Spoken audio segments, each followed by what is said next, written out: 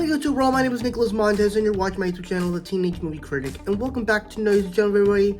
I'm so excited to have you all back here again, and in today's video, we're going to be doing a ranking video, not a ranking video, a review for the new Disney Plus series, because the last week and a half, I have been spending my time at 3 a.m. in the morning watching What If Season 2. This is a season I've been looking forward to this past month, since it was coming out, and they announced that it was coming out every day till December 30th, which is today.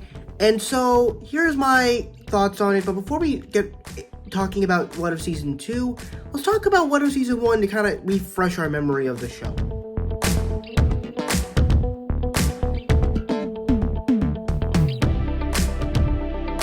So my general thoughts on the first season was, I really enjoyed it. And what I really appreciated about it is that of course, you have the obvious episode of Captain Carter. What if there was a different character that got the super soldier serum? What would that be like? And you basically get Captain America: The First Avenger starring Captain Carter. And then you get the T'Challa episode, where it's like, why would T'Challa become Star-Lord? Would he have the same interests? Like, how would that be interesting? And they actually found a clever way to not just redo Guardians of the Galaxy again, but find a fresh, unique story on it. And then you get the timelines of the Avengers of Phase 1 films as a murder mystery story.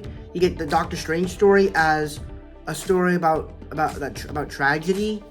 You get a Marvel Zombies episode that takes place between Ant-Man and the Wasp and Avengers Infinity War. And then you have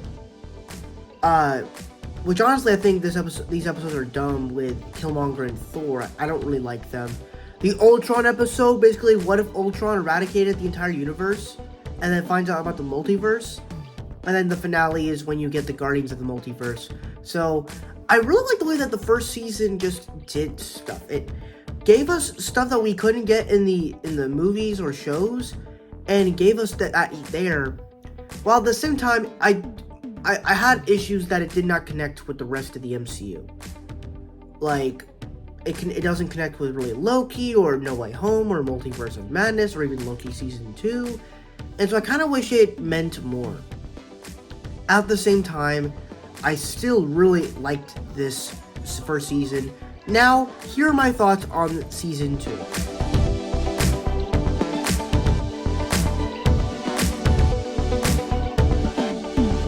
And my general thoughts on the second season is it's another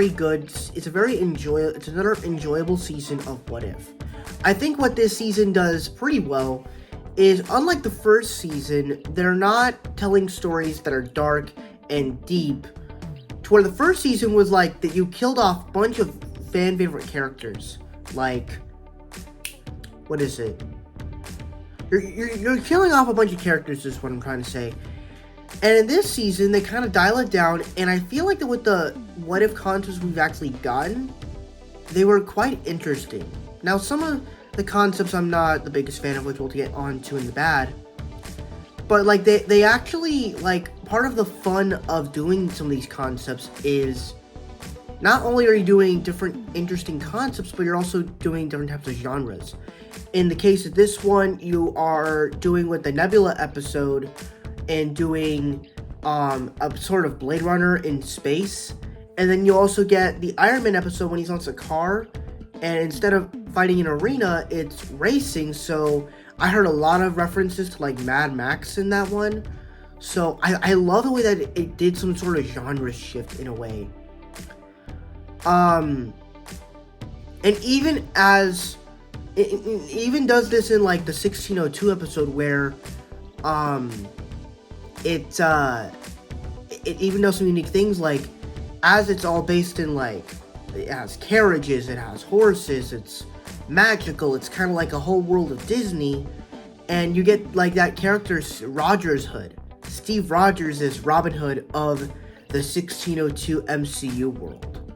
And I'm like, that's really cool stuff, that's really cool, and it's a lot of fun. And you also get to see him interact with Captain Carter in that episode, and I thought it was really cool. And they even just kind of find some way to, they find another way to humanize certain characters, to where like honestly, some of my favorite things about this season was really some of the characters that we got to focus on, like in the second episode, we got to learn more about Hank Pym and his experience with kids as he kind of talks down to Peter Quill. Just really good stuff. Or even the relationship between Tony Stark and Gamora, which is kind of a resemblance of what we saw in Endgame with Tony and Nebula. And you can tell of how much the daughters of Thanos and Tony Stark have how much they have in common. And then you get into like the Hela episode, and they get to humanize her, why she wants to do the things that she wants to do, and she wants freedom from control. And I thought all that was just very, very cool. And I think the last two things I'll talk about here with the good on this season is it actually finds a way to encapsulate what this show is about. That not only is what if a cool concept happened, what if something terrible happened in the multiverse? And you kind of start to see that when you get to the 1602 episode, as well as the finale, when basically Captain Carter breaks all these people out. And it makes for an interesting concept with that. Like, not only is what if the question a really cool concept, but it's also a dangerous concept. What if these things happened? And I really enjoyed all that. Then the last thing we'll talk about here, the animation. I think possibly the animation was kind of improved here. I didn't notice it until I started getting fully into the show. Like, I remember that scene when Hulk just jumps with Captain Carter, and you just see that moonlight of this whole city, and the Watchers in the moon sky. Beautiful shot. So some of the shots in this show are absolutely incredible and very beautiful. So overall, I really enjoyed this second season of What If. However, we have some issues here, so let's move on to the bad.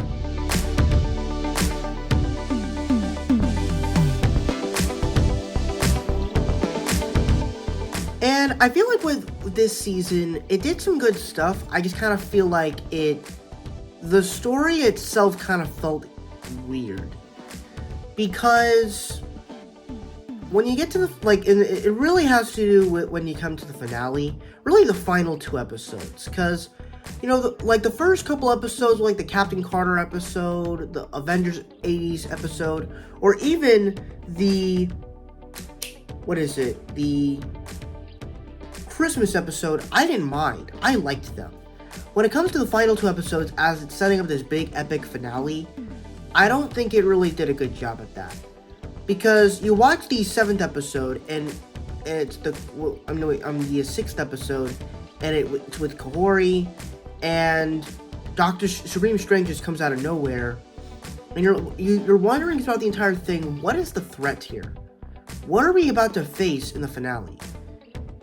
And then you get this thing, and then you get in the 1602 episode, and you set up this really cool world, but it almost feels like it's a whole mix of your superhero toys in a toy box. And like, why does Thor have Loki's scepter? Why is Hela in charge in this universe? Why is Happy Hogan and Nick Fury bowing down to Thor? Why are Yellow Jackets the guardsmen for Thor? There's certain things that just don't make sense. And how did Hulk Hogan come back in the 1602 episode? It was fun, but it didn't really make sense as to how they did that. And then the whole concept of, he hit the time stone when he was fighting Thanos, that it takes place during the Infinity War timeline. That's your reason? Like it could have been something much bigger. I kind of wanted to explore more of that. I don't know. It's like, I wish we could have gotten more with that. And where were all the other characters that were going on? Where was Falcon? But then you also got to realize some of these characters probably weren't here because they got taken off into that rip in the sky. So I guess that's fair. And then the finale just kind of feels stupid, even though it was quite fun, because you realize the threat that they actually have to face is Supreme Strange, and you realize he's taking all these powerful universe killers, which he's not a universe they're not universe killers, he is, and he's taking all of them to revive his universe again. Interesting concept, but it almost feels like it ruins his character arc that we saw in Doctor Strange in What If Season 1. That he was complete, and he's going to guard the Arnim Zola and Killmonger box. But no, he wants to find a way to revive his universe. And then he actually ends up dying in the end, and he recreated a universe that he's never going to be able to see. I like that arc, but then you also get this stupid stuff where Captain Carter basically uses the Infinity Stones, as well as all these different MCU weapons. And I'm just sitting here going like, why are we doing this? This almost feels like the stuff that happened in the Secret Invasion finale. And to be clear, I respect the Secret Invasion finale, but I don't know if I like this very much. And I think the other big problem that this season really has is the episodes are just too short. They're not long enough to tell a complete, full-on story, and that's the big problem with this season. It's like this, especially the finale in general. This episode could have gone on just a little bit longer, and I don't know how it would have worked. And then the last thing I'll talk about here is, what was I gonna say?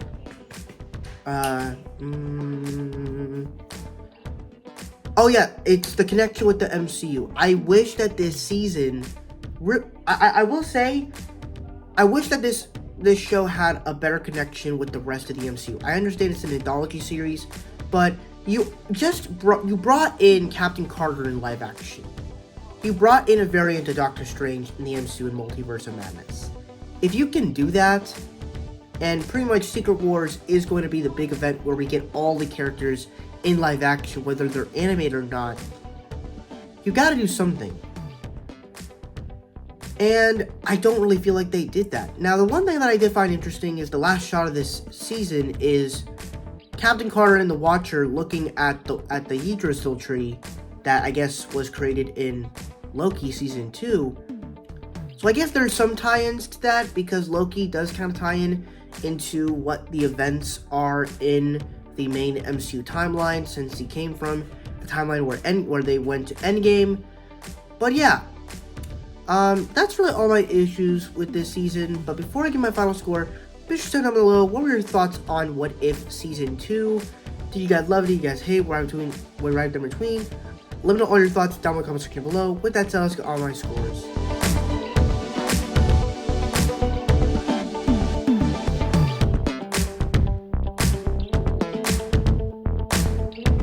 Alright, so that's it for my scores, but before we get started, let's talk about some of my... Let's do some final thoughts on this season.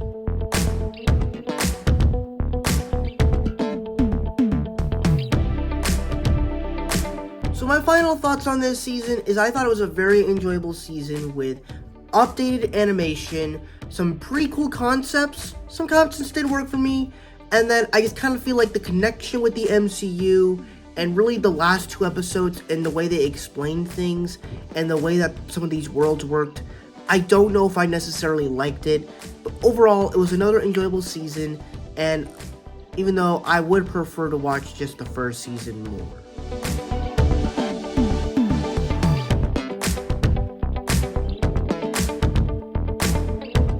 So I kind of just spoiled this, but which season do I think is better? What If Season 1 or What If Season 2? And for me, I'm picking What If Season 1 over Season 2. Mainly because, to me, the concepts in the first season were a lot more interesting, and they were also handled better, and the way that the finale was set up, I thought was great. We got this Ultron stuff, and then we got a team of heroes to go stop this big threat. And in this season, we realize we have to stop Doctor Strange, but it's kind of weird. And so it's like, I understand that it's a clever twist on Multiverse of Madness that he's the biggest threat in the multiverse, I guess. But for me, I like Season 1 more. Even though there are some things I think were improved with Season 2, still, What If Season 1 was better.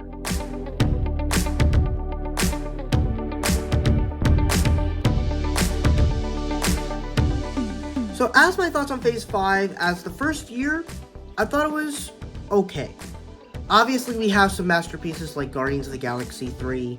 We have, of course, Ant-Man and the Wasp: Quantumania. Such a massive disappointment. I hated that film.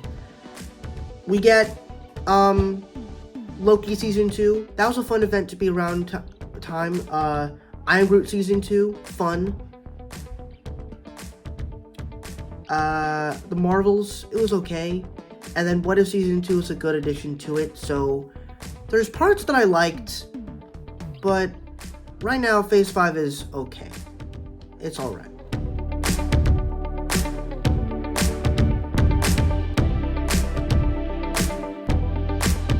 Alright, so now that we are finally done with What If Season 2, let's talk about some of the future MCU shows, starting with the first animated show that's coming out next year with X-Men 97. I believe so. This is the first one that's coming out.